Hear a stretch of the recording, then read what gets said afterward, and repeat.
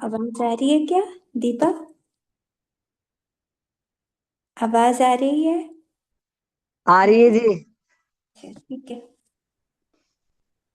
परम पूज्य देवाधिदेव 24 तीर्थंकर भगवान की जय। मंगलम भगवान वीरो मंगलम गौतमोगणि मंगलम कुंदार्यो जैन धर्मोस्तु मंगलम। सर्वमंगल मांगल्यम सर्वकल्याणकारकम प्रधानम सर्वधर्माणां जैनम जयतु शासनम।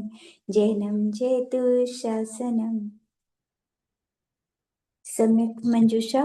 आज अंतिम पढ़ रहे हैं, बस हम लास्ट का ही। इसमें प्रश्न है कि क्या सम्यक दृष्टि बाजार के ब्रेड, बिस्किट, ठंडे पेय आदि पदार्थों का प्रयोग कर सकता है? तो कहते हैं यद्यपि सम्यक दृष्टि के अभक्ष्य का त्याग नहीं होता, क्योंकि वो असंयमी होता है। असंयमी होने से पांच पाप का त्यागी और पंचेंद्रिय के विषयों से विरक्त नहीं होता। उसकी द्वितीय चोकड़ी अप्रत्यक्षानावरण कषाय का तीव्र उदय रहता है। इसीलिए उसके अभक्ष्य वस्तुओं को त्याग करने का भाव उत्पन्न नहीं होता। फिर भी वह अभक्ष्य जिसमें मांसाहार हो, ऐसे पदार्थों को वो नहीं खाता। लेकिन कभी ऐसी परिस्थिति सामने आ जाती है, अर्थात परिस्थिति में फंस जाता है, या ऐसे तीव्र कर्म का उदय आ जाता है कि वो नहीं चाहते हुए भी उन वस्तुओं का उपयोग कर लेता है। बीमारी में दवाई वगैरह, बिल्कुल हॉस्पिटल में एडमिट ही हो गया, तो मजबूरी से एक बार उपयोग कर लेने पर भी वह उसका स्वच्छंद वृत्ति से बिना प्रयोजन बार बार उपयोग नहीं करता। जैसे किसी को कोई बीमारी हो गई, शुद्ध औषधि का ज्ञान नहीं होने से अथवा पथ्यापथ्य की जानकारी नहीं होने से या आत्मविश्वास का अभाव होने से उसने अशुद्ध औषधि खा ली या खानी पड़ी, अथवा समझ लो बहुत दिन तक खाता रहा। लेकिन जैसे ही ये मालूम हुआ कि यह बीमारी इस प्रकार का पथ्य सेवन करने से, इस प्रकार का अपथ्य छोड़ने से और इस शुद्ध औषधि को लेने से ठीक हो जाती है, तो फिर वो ये नहीं सोचता कि अब तो हम ये दवाई ले रहे हैं, तो दूसरी आयुर्वेदिक दवाई क्या पता लग पाई या नहीं लग पाई, या कहीं और उल्टा कर गई तो क्या करूंगा। तो ऐसा विकल्प करके, मतलब अगर उसे शुद्ध दवाई पता लग गई तो फिर वो अशुद्ध दवाई को एकदम छोड़ देता है और शुद्ध दवाई खाता है। इस प्रकार कभी समय पर भोजन नहीं किया या असहनीय भूख लग रही है, सामने खाने के लिए बिस्किट आदि वस्तुएं ही हैं, तो वो खा लेता है, लेकिन खाने के बाद खुश नहीं होता। स्वच्छंद वृत्ति से जब कभी अन्य वस्तुएं उपलब्ध हों, तब फिर वो बिस्किट आदि नहीं खाएगा। अगर भोजन उपलब्ध है तो फिर ऐसी चीजें क्यों खाएगा? जैसे युधिष्ठिर क्षायिक सम्यक दृष्टि थे, वे कभी जुआ नहीं खेले थे, लेकिन ऐसा तीव्र कर्म का उदय आया कि वो जुआ खेलने लग गए।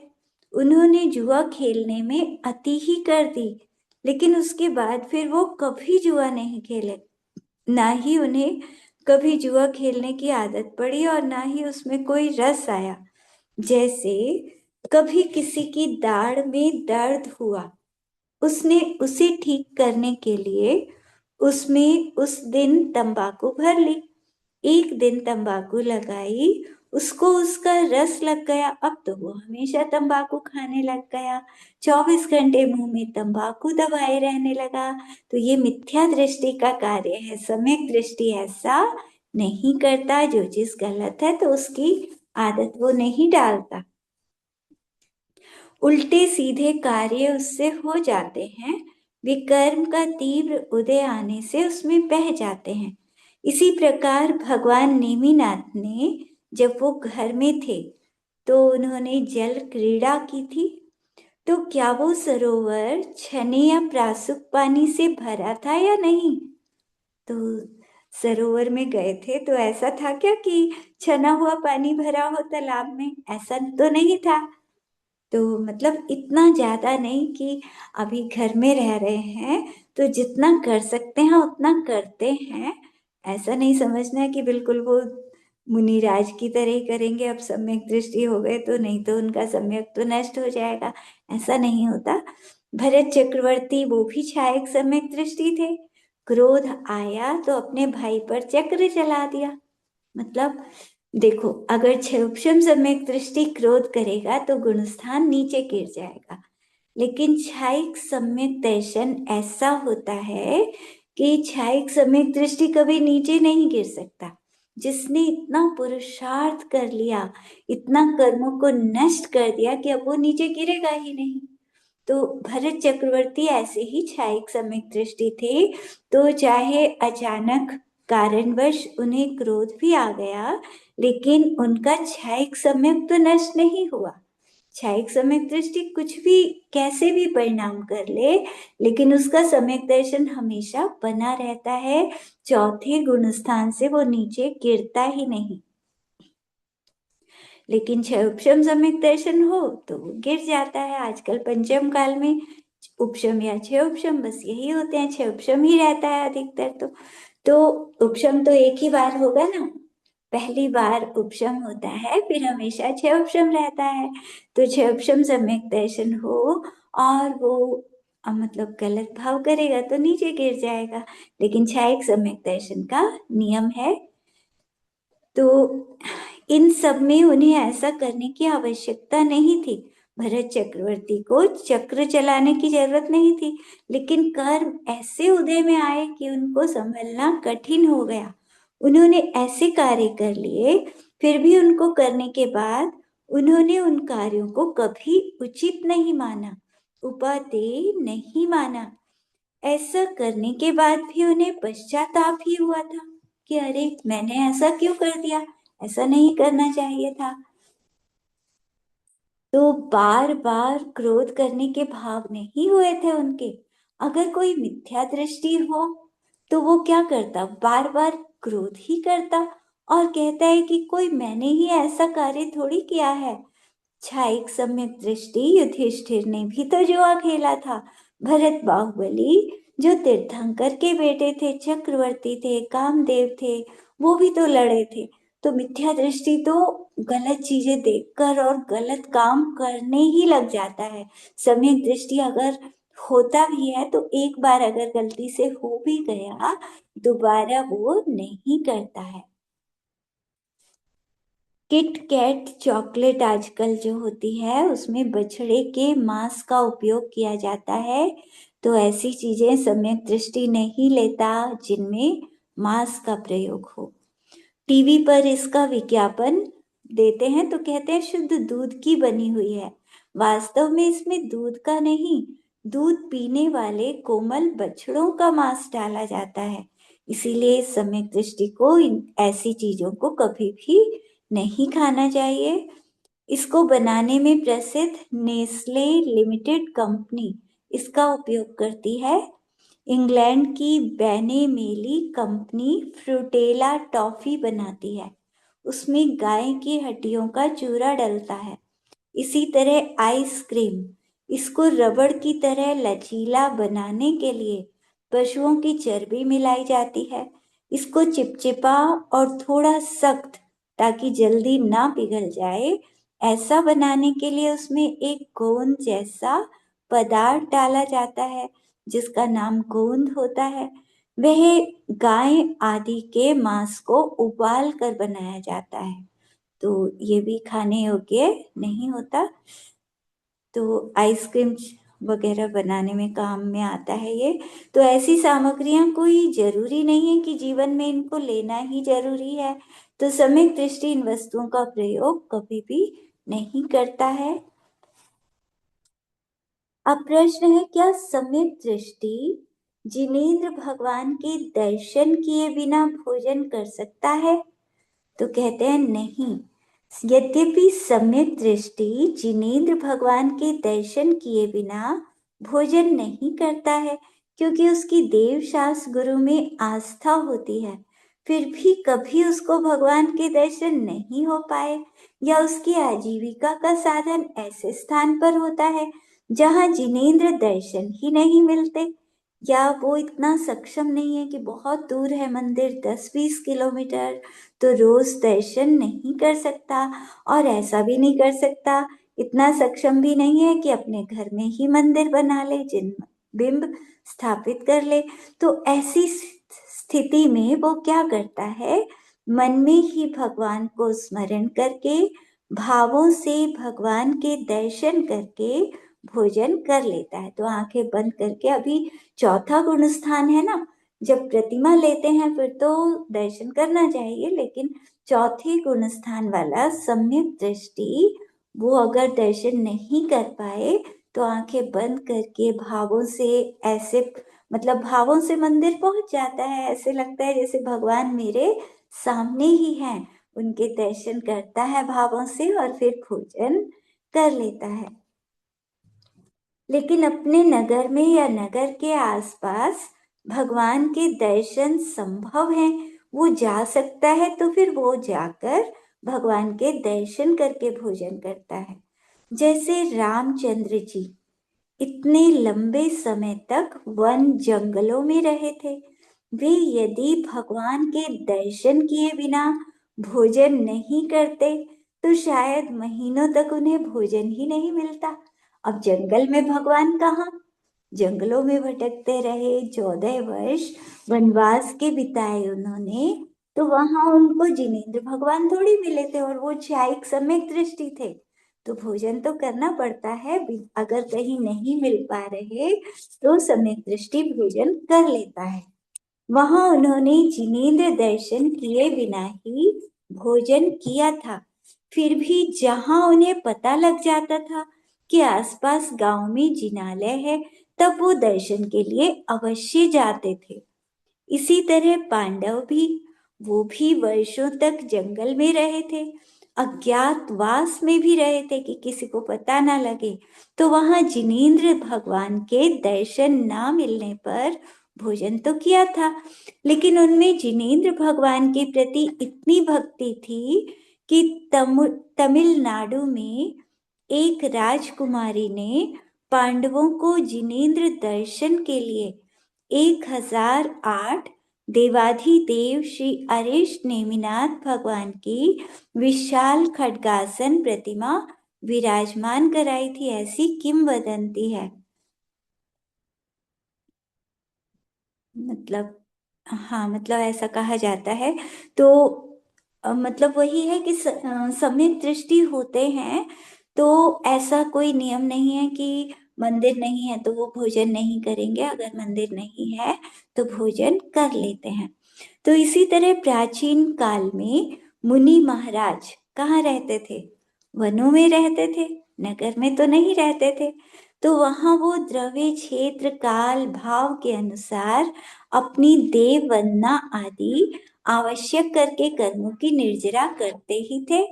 तो उनके लिए कोई ऐसा नहीं था कि उन्हें मंदिर ही जाना है, वो तो महीनों महीनों तक ध्यान में खड़े रहते थे, तो उनके लिए कोई आवश्यक नहीं होता मुनिराजों के लिए। हाँ, सम्यक दृष्टि जिनेंद्र भगवान के दर्शन नहीं मिलने पर निरंतर दर्शन मिलने की भावना तो करता है कि भगवान के दर्शन हो जाएं। जहां जिन मंदिर हो वहीं रहने की कोशिश करता है और अपने पूर्वोपार्जित पापों की निंदा करहा करके पाप कर्म के अनुभाग को कम करता रहता है।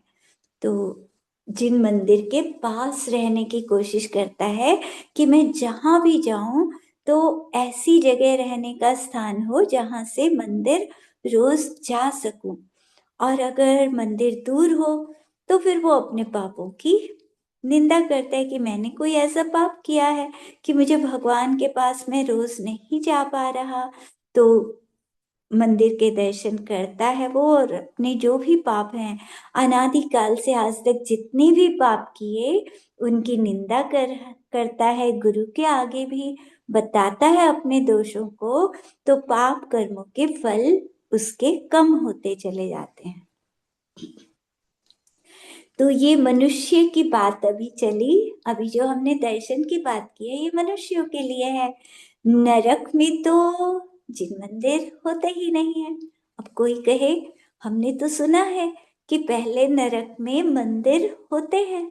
तो पहले नरक की जो पृथ्वी है उसके 3 भाग हैं, खर, पंख, अपहुल। तो खर और पंख भाग में नारकी नहीं रहते, वहां देव रहते हैं, वहां मंदिर होते हैं। और नारकी रहते हैं वो तीसरे अपहुल भाग में, लेकिन वहां मंदिर नहीं होते।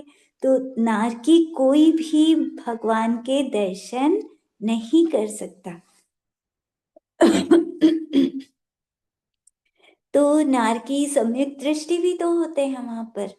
असंख्यात असंख्यात हर नरक में सम्यक दृष्टि नारकी होते हैं, लेकिन वो बिना भगवान के दर्शन किए ही, क्योंकि दर्शन तो वहां मिल ही नहीं सकते।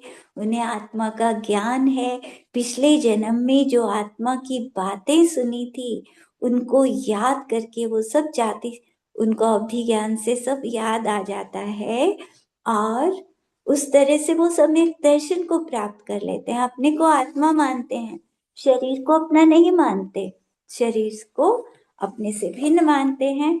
तो वहां दर्शन की संभावना नहीं है। पापी जीव ही पापों का फल भोगने वहां जाते हैं। तो पापी जीव तो जाते ही हैं, और कई बार किसी ने पहले पाप किया है, बाद में सम्यक दर्शन प्राप्त कर लिया, तो उसको भी जाना पड़ जाता है। तो लेकिन वहां जाकर वो सम्यक दृष्टि बन जाते हैं। तो वहां पर भगवान के दर्शन कैसे हो सकते हैं नरक में? वहां तो जिनेंद्र भगवान का नाम लेने वाला भी कोई नहीं होगा, और ना कोई वहां भगवान की चर्चा ही करता होगा। ऐसा तो नहीं कि चलो 2 सम्यक दृष्टि मिल गए तो अब थोड़ा बैठकर आत्मा की चर्चा कर लें आराम से, धर्म की चर्चा कर लें, पिछले जन्म का जितना याद है, शास्त्र की बातें तो आपस में बातें कर लें। ऐसा नहीं हो सकता वहां पर। वहां कोई भी सम्यक दृष्टि है वो किसी के साथ अच्छा नहीं कर सकता। वहां का वातावरण ही ऐसा है, प्रभाव ही ऐसा है कि कोई सम्यक दृष्टि अगर चाहे दूसरे का मैं अच्छा कर दूं तो अच्छा कर ही नहीं सकता, क्योंकि उनके हाथ विक्रिया से हथियार बन जाते हैं ना, वो जो सोचते हैं वही बन जाते हैं। तो उनके हाथ कभी अच्छा नहीं कर सकते, ऐसा कुछ अच्छे नहीं बनते कि दूसरे का अच्छा कर सके। वो करना भी चाहें तब भी उनके हाथ बुरे तो बन सकते हैं, लेकिन अच्छे नहीं बन सकते। तो कभी भी वो किसी का आपस में एक दूसरे का अच्छा नहीं कर सकते, लड़ते ही रहते हैं, एक दूसरे का बुरा तो कर सकते हैं। तो जो सम्यक दृष्टि नारकी होते हैं वो अपने आप से किसी को भी नहीं मारते, अपने आप से किसी को कष्ट नहीं देते, लेकिन दूसरा कोई उनको मारने आता है तो अपनी रक्षा के लिए उसको मारना पड़ता है। तो जिनेंद्र भगवान की वहां कोई चर्चा भी नहीं करता होगा, फिर भी वहां का सम्यक दृष्टि भगवान के प्रति श्रद्धा तो रखता ही है, उन्हें अपना इष्ट कल्याण करने वाला मानता है, उनके द्वारा कहित तत्वों को ही सत्यार्थ स्वीकार करता है। तो सम्यक दृष्टि को श्रद्धांत तो है ना, क्योंकि वह जाते ही जन्म हुआ, जैसे ही जन्म हुआ और वो देखता है अरे ये मैं कहाँ आ गया, और फिर उसे याद आता है ओ पिछले जन्म में तो मैं आत्मा की बातें सुनता था, मैं तो मतलब जैन था और मैंने आत्मा की बातें सुनी, लेकिन मैंने ध्यान नहीं किया। बातें तो सुनी पर ध्यान नहीं किया, सम्यक दर्शन को पाया नहीं, और किसी पाप कर्म के कारण मैं यहाँ नरक में आ गया। तो वहां जाते ही वो ध्यान में मतलब सम्यक दर्शन प्राप्त कर लेते हैं। बहुत सारे जीव ऐसे होते हैं कि जाते ही अंतर मुहूर्त में सम्यक दर्शन प्राप्त कर लिया, और पूरे सागरों की आयु तक वो सम्यक दृष्टि रहते हैं। और अगर 7वां नरक हो तब तो छूट जाएगा अंतर मुहूर्त पहले, और छठे नरक तक के जीव सम्यक्त्व के साथ ही फिर मनुष्य बन जाते हैं। तो उनका ऐसे जीव होते हैं जो सम्यक दर्शन को छोड़ते नहीं, और एक हम मनुष्य होकर भी सम्यक दर्शन पाते ही नहीं, तो छोड़ेंगे तो कैसे? तो पाने का पुरुषार्थ करना चाहिए, मतलब वो नारकी सम्यक दर्शन प्राप्त कर लेते हैं, तिर्यंच सम्यक दृष्टि बन जाते हैं। हम मनुष्य होकर भी ध्यान नहीं करते, हम पुरुषार्थ नहीं करते, शास्त्रों को खूब पढ़ें और सम्यक दर्शन को प्राप्त करें, तो हमें मनुष्य गति मिली है। सबसे अच्छी गति है ये सम्यक दर्शन पाने के लिए, देव गति से भी अच्छी, क्योंकि हम देवों से भी ज्यादा अच्छा ध्यान लगा सकते हैं। इसलिए तो हमें सभी को शास्त्र पढ़ने चाहिए और सम्यक दर्शन प्राप्त करना चाहिए। तो तिर्यंचु को भी देखो कि उनको भगवान के दर्शन कितने दुर्लभ हैं। कोई अगर जानवर मंदिर में आना चाहे तो क्या करते हैं, उसे बाहर निकाल देते हैं, आने कहाँ देते हैं। तो उनके लिए तो बहुत दुर्लभ है ना, कहीं मान स्तंभ बने हो तब तो वो दर्शन कर लेते हैं, या रथ यात्रा में अगर भगवान के दर्शन हो गए तो बात अलग है। लेकिन सामान्य से पशुओं को तो अंदर नहीं आने दिया जाता। हाँ, पक्षी कहीं कहीं अंदर आ जाते हैं, तो पक्षी भगवान के दर्शन, किसी का बहुत पुण्य का उदय है तो वो जीव दर्शन कर सकते हैं। तो मंदिर के बाहर या मान स्तंभ आदि से वो दर्शन कर पाते हैं तिर्यंच। तो सम्यक दृष्टि हो तो वो भक्ति भाव से दर्शन कर लेता है। तिर्यंचों में भी सम्यक दृष्टि होते हैं ना। कोई पशु, कोई पक्षी जन्म होते ही उसे याद आया, अरे मैं तो आत्मा की बातें सुनता था, ये मैं कहाँ आ गया, मैंने कोई मायाचारी करी, या मैं दुखी हुआ, दुखी होने से तिर्यंच गति का बंध हो गया, तो मैं यहाँ आ गया। तो फिर वहां जाकर वो ध्यान लगाता है और सम्यक दर्शन प्राप्त कर लेता है। तो अगर उसका पुण्य का उदय हो तो उसे कहीं ना कहीं मंदिर में भगवान के दर्शन भी हो ही जाते हैं। तो मान स्तंभ वगैरह, मतलब कोई पुण्यशाली जीव हो तो मान स्तंभ जहाँ मंदिरों में बने हों तो वहां उसका जन्म होगा आसपास, और मान स्तंभ में वो रोज भगवान के दर्शन कर पाता है।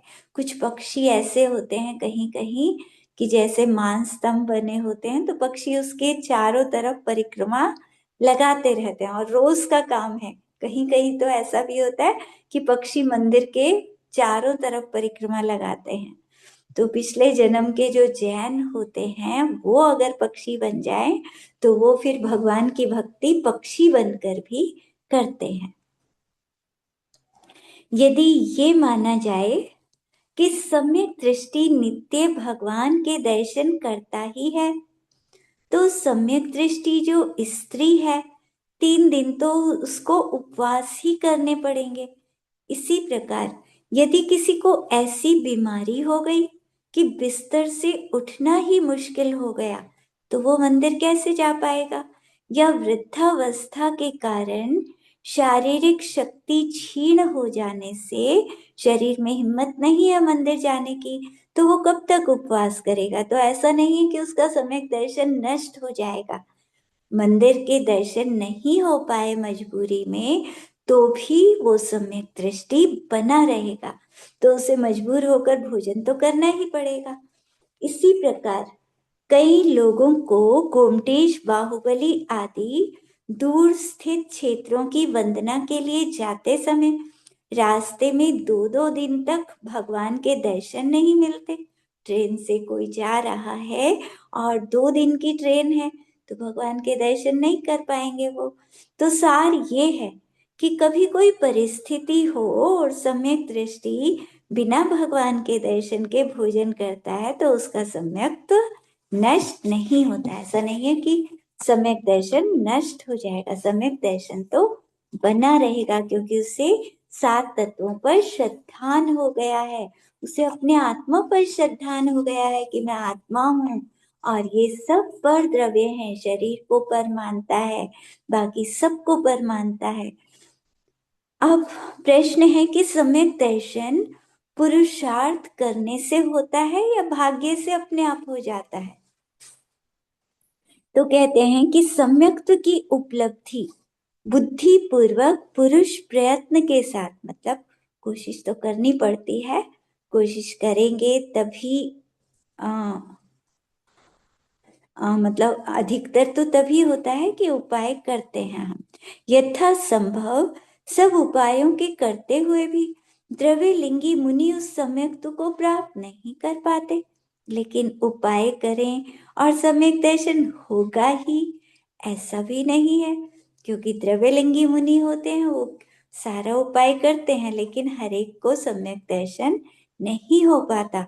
और दूसरा जीव बिना प्रयत्न किए, मतलब किसी ने तो इतनी कोशिश करी फिर भी उसको सम्यक दर्शन नहीं हुआ, और किसी जीव को उसने बिल्कुल भी कोशिश नहीं करी, कर्म के विशेष क्षय उपशम से नित्य निगोज से निकलकर सीधा मनुष्य बन गया, और मनुष्य बनकर 8 वर्ष अंतर मुहूर्त में, मतलब पहली बार निगोज से निकला है, नित्य निगोज से निकल कर आया है और मनुष्य बन गया सीधा, और 8 वर्ष अंतर मुहूर्त में ही सम्यक दर्शन हो गया, और मुनि भी बन गया और भगवान भी बन गया।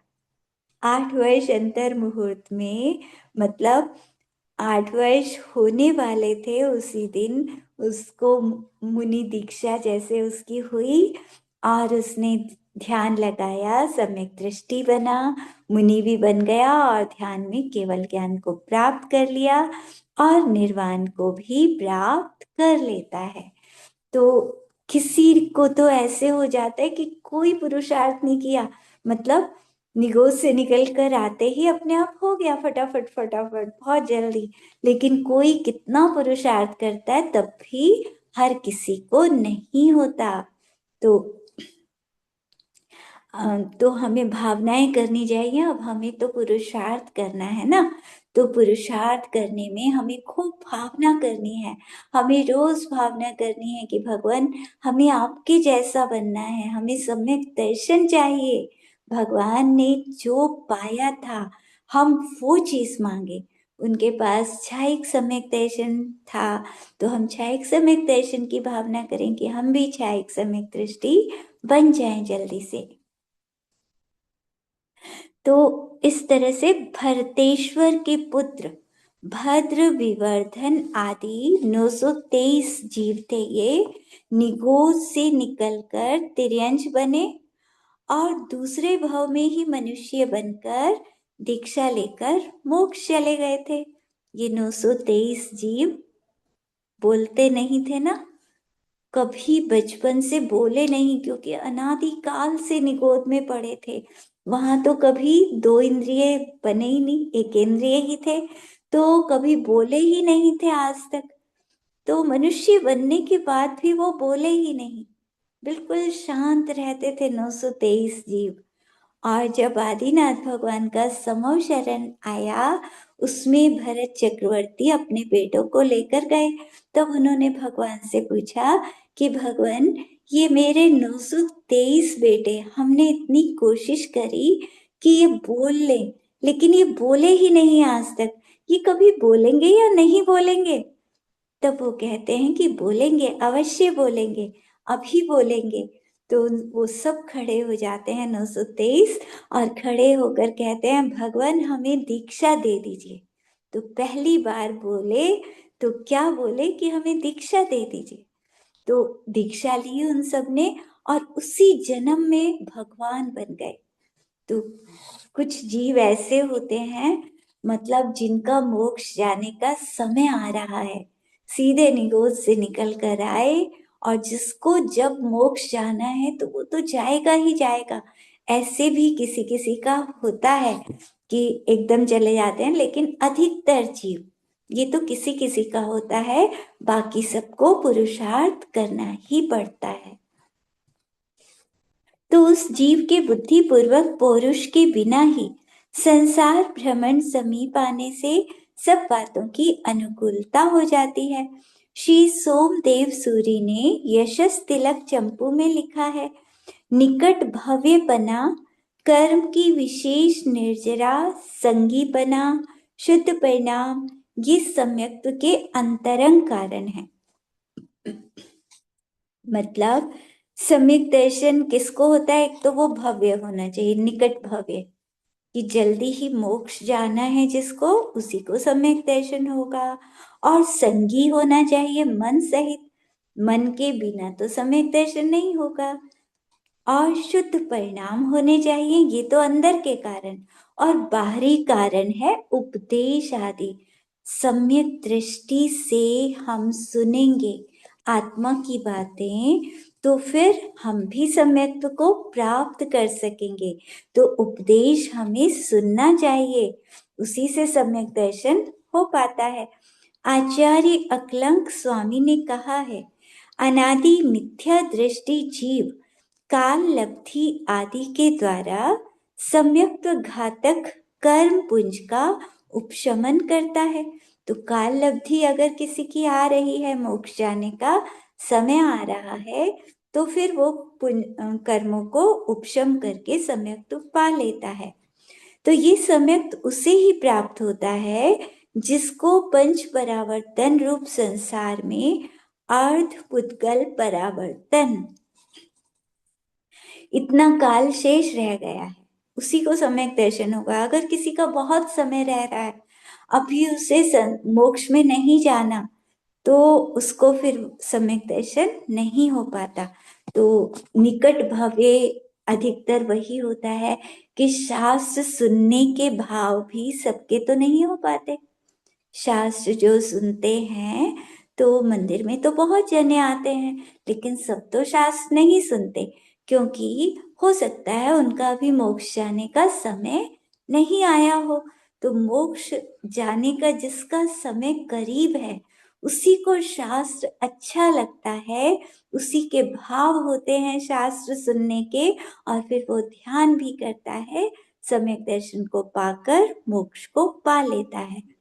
दूसरी बात कर्मों की स्थिति के संबंध में है। जिसके आगामी बंधने वाले कर्म अंतः कोड़ा कोड़ी सागर ब्रह्मांड स्थिति से ज्यादा नहीं बनते। अब सम्यक दर्शन किसको होता है? कर्म अंदर कितने बैठे हैं, ये बात भी होती है। अगर किसी के अंदर 70 कोड़ा कोड़ी सागर के कर्म हैं, तो उसको सम्यक दर्शन नहीं होगा।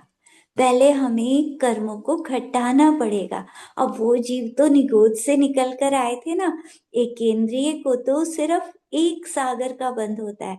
तो जैसे ही वो पंचेंद्रिय बने, तो उनको ज्यादा कर्मों का बंध होने लगा, लेकिन बोलते ही नहीं थे, शांत रहते थे, तो बहुत ज्यादा पाप वाले कर्म तो उनको बंधे नहीं, तो हल्के ही कर्म बंधे थे, जिनको उन्होंने मुनि बनकर बहुत जल्दी नष्ट कर लिया। तो हमें क्या करना है? सब जीवों के जो भी संसार में भटक रहे हैं, 70 कोड़ा कोड़ी सागर तक के कर्म अंदर में बंधे हुए हैं। तो हमें शास्त्रों को पढ़ना है। शास्त्र पढ़कर ध्यान करके रोज हम ध्यान करेंगे, तो हमारे कर्मों की निर्जरा होती है। जितना आनंद आएगा ध्यान में, उस आनंद से कर्म घटते हैं, और घट घट कर वो एक कोड़ा कोड़ी सागर से भी कम जब रह जाएंगे, तब समझो कि अब हमको सम्यक दर्शन हो सकता है। तो उससे पहले, जब तक एक कोड़ा कोड़ी सागर से ज्यादा है, तब तक सम्यक दर्शन नहीं होगा। तो पहले कर्मों को घटाना पड़ेगा। तो जैसे गोमट सार ग्रंथ जी है, गोमट सार जी, तो उसमें क्या लिखा है कि उस शास्त्र को पढ़ने से प्रति समय असंख्यात गुणा कर्मों की निर्जरा होती है। उसको पढ़ें सुने तो हर क्षण हमारे कर्मों की निर्जरा चलती है। शास्त्र पढ़ने से हमारे कर्म घटते हैं, तो इसीलिए हमें शास्त्रों को पढ़ना चाहिए, और ध्यान करेंगे तो और घटेंगे, तब हम सम्यक दर्शन प्राप्त कर पाएंगे।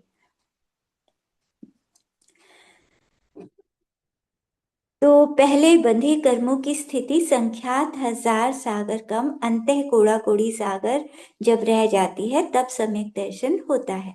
इस तरह की आंतरिक सामग्री की उपलब्धि बुद्धि पूर्वक प्रयत्न द्वारा साध्य नहीं होती।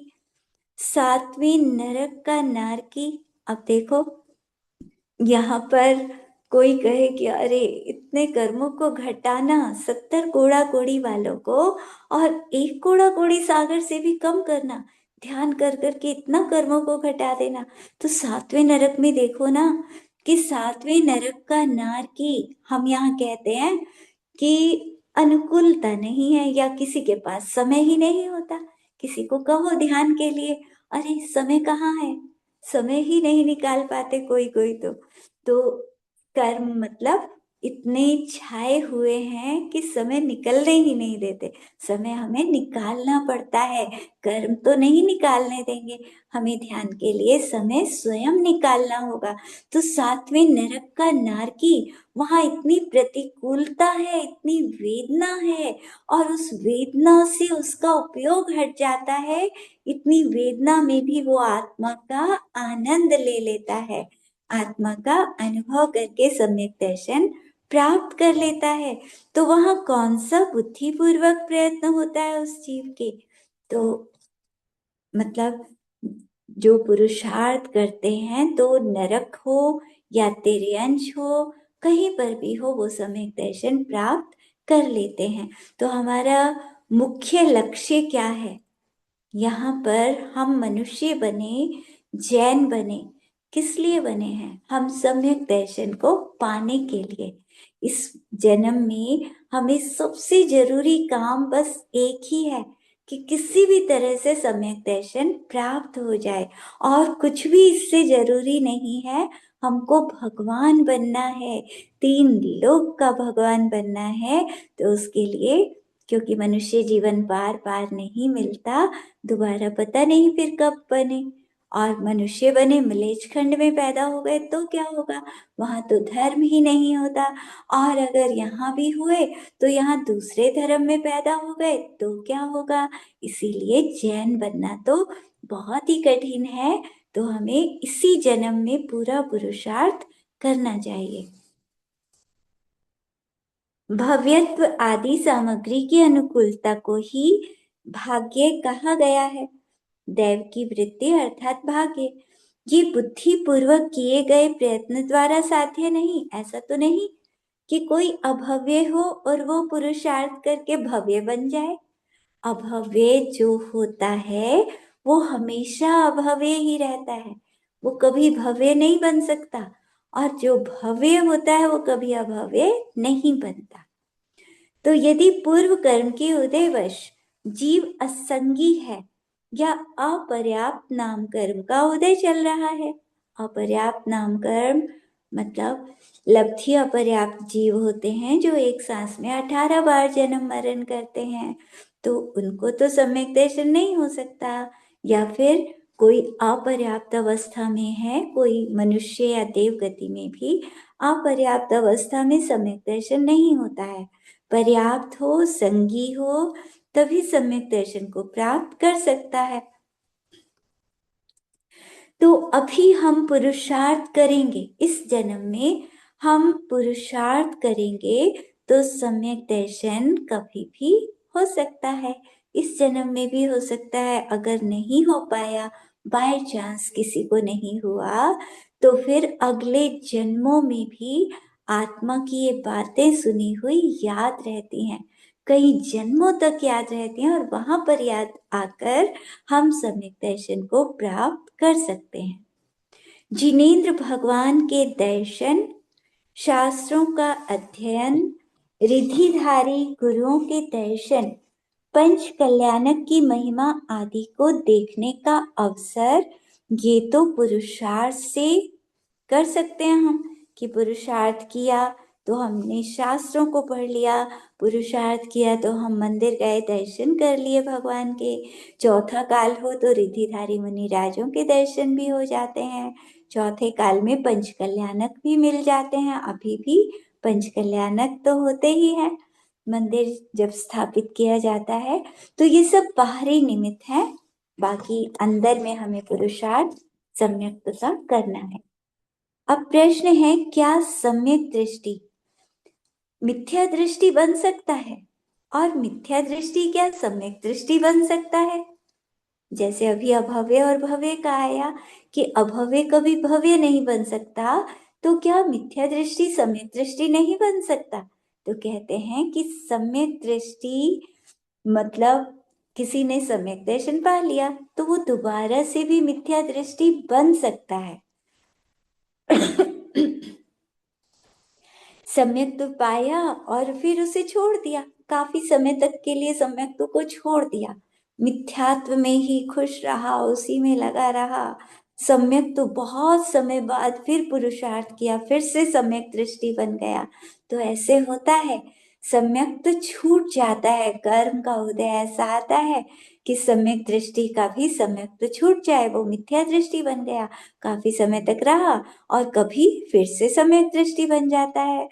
यदि क्षयोपशम सम्यक दृष्टि हो तो देखो, सबसे पहले तो उपशम सम्यक दर्शन होता है, किसी को भी पहली बार होगा तो उपशम सम्यक दर्शन, उसका तो नियम है कि अंतर मुहूर्त में छूटेगा ही, मतलब हुआ और छूट गया। फिर उस प्रथमोपशम सम्यक्त्व को पाने के लिए फिर दोबारा कब वो होता है? असंख्यात वर्षों में। तो यहाँ तो हमें नहीं हो सकता, भोग भूमि के जीवों को दोबारा भी हो सकता है क्योंकि उनकी आयु बहुत बड़ी होती है।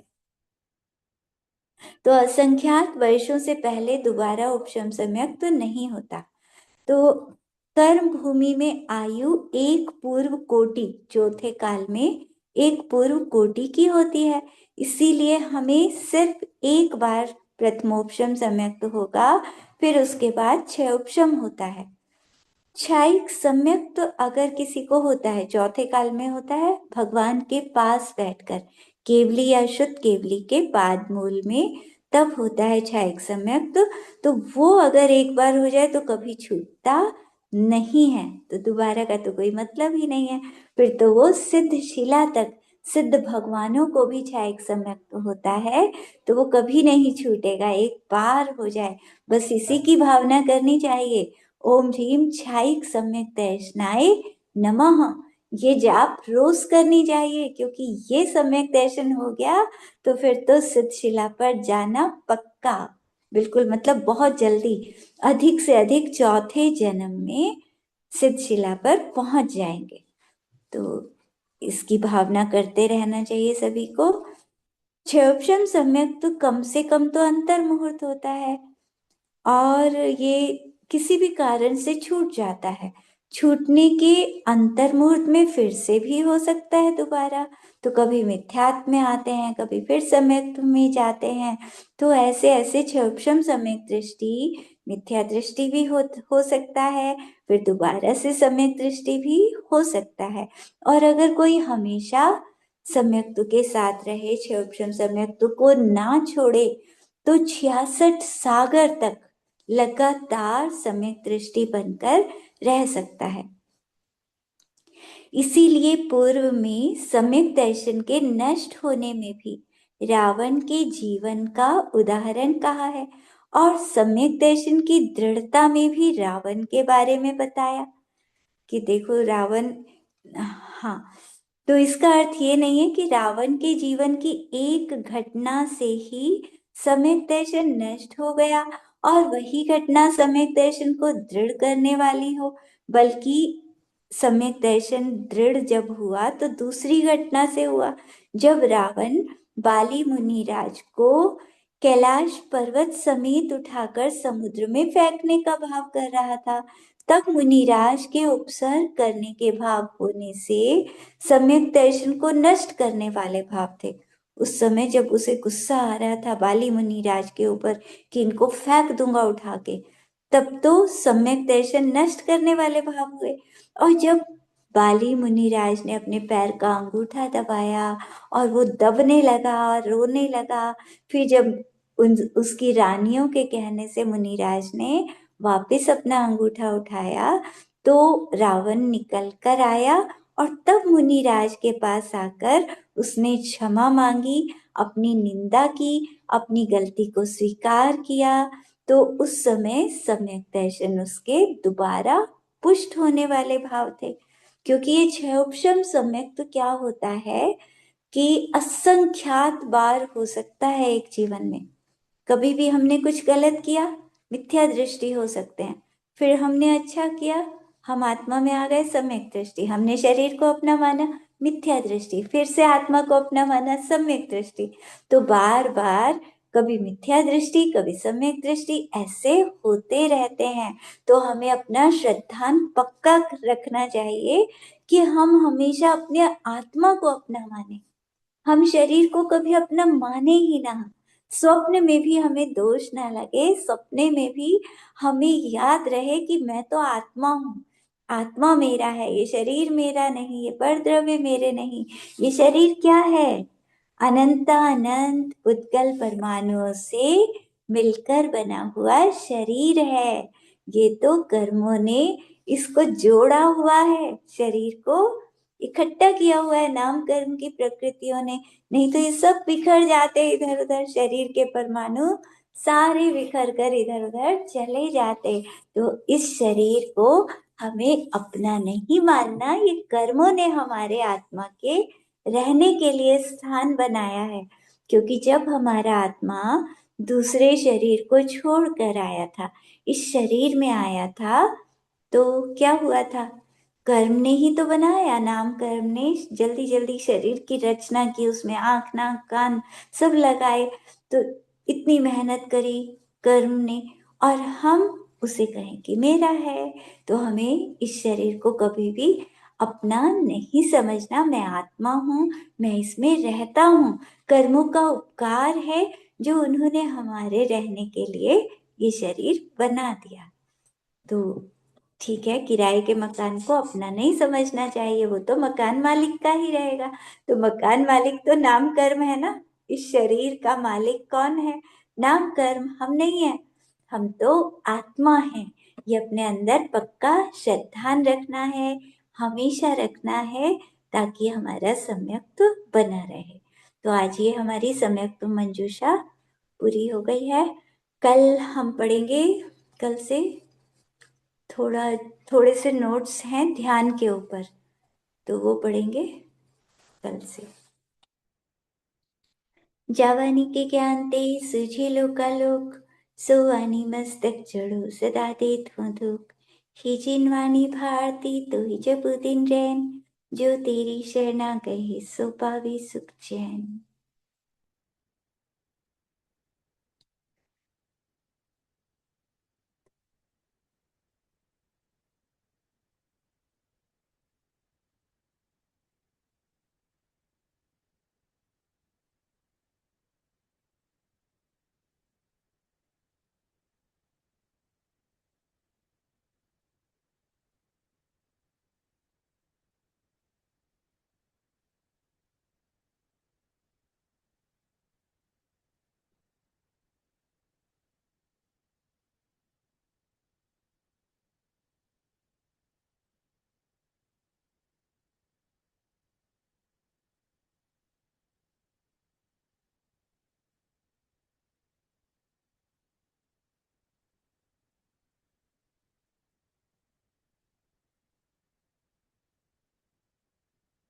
कुछ पूछना तो नहीं किसी को?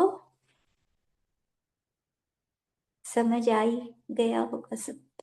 चलो ध्यान करते हैं फिर, आंखें बंद।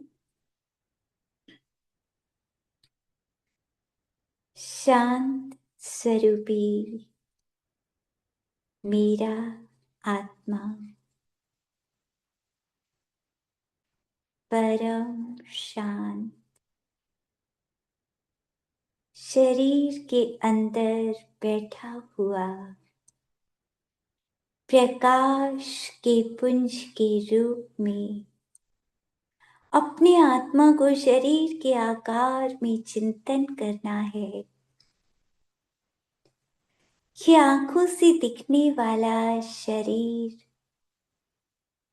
ये सब पुद्गलों का है, ये मेरा नहीं।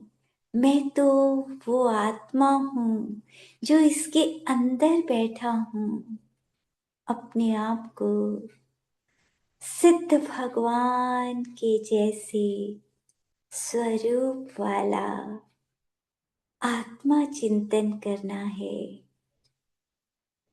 परम शांत, परम पवित्र भगवान के जैसा मेरा आत्मा। जो आत्मा अंदर में बैठा है, यही तो एक दिन भगवान बनेगा। भविष्य का भगवान यही है। शरीर बदल जाएगा, आत्मा यही होगा।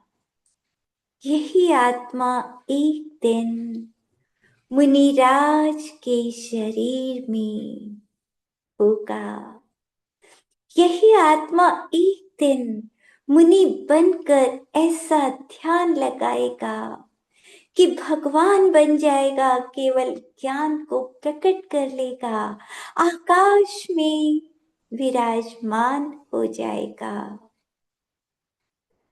मेरे अंदर आज जो आत्मा है वो कोई सामान्य नहीं, वो भविष्य का अरिहंत, भविष्य के अरिहंत भगवान मेरे अंदर बैठे हैं। जब ये आत्मा अरिहंत बनेगा, 3 लोक अंदर में झलक जाएगा। अनंत आनंद का समुद्र अंदर में लहराएगा। सब तरफ बस आनंद का झरना। कैसा होगा वो समय जब मैं अरिहंत बनूंगा, जब मेरा यही आत्मा अरिहंत बनकर आकाश में विराजमान होगा। कैसी आनंद में दशा होगी, मैं सोच भी नहीं सकता उस आनंद को, जब मैं 4 कर्मों को नष्ट कर दूंगा और अरिहंत बन जाऊंगा।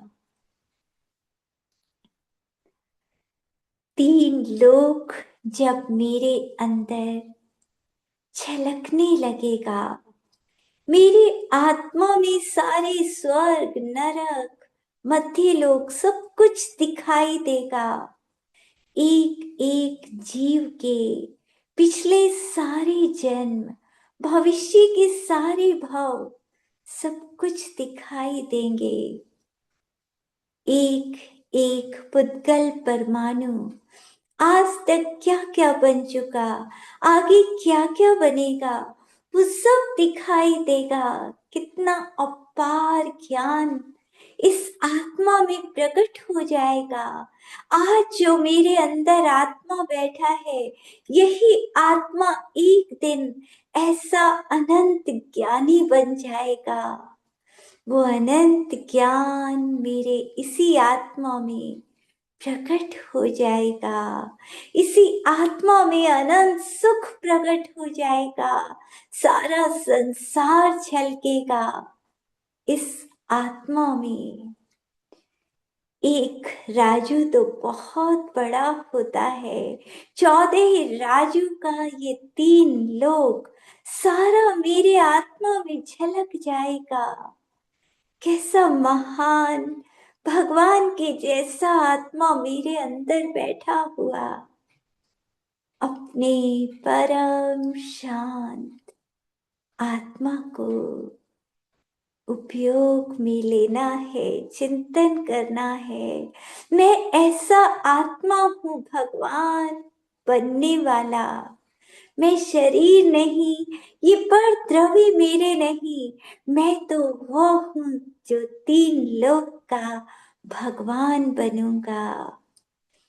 एक दिन ऐसा आएगा जब मैं सिद्ध शिला पर जाने से पहले समुद्घात करूंगा। आकाश में बैठे हुए चिंतन करो अपने आप को। मैं अरिहंत बनकर आकाश में विराजमान होऊंगा और समुद्घात करने को तैयार। मेरा आत्मा ऊपर से प्रदेश निकलेंगे और सारे स्वर्गों को पार करते हुए सिद्ध शिला के सबसे अंतिम प्रदेश पर ऊपर, जहां सिद्ध भगवान हैं, तीन लोक के अंत तक मेरे आत्मा के प्रदेश ऊपर पहुंच जाएंगे।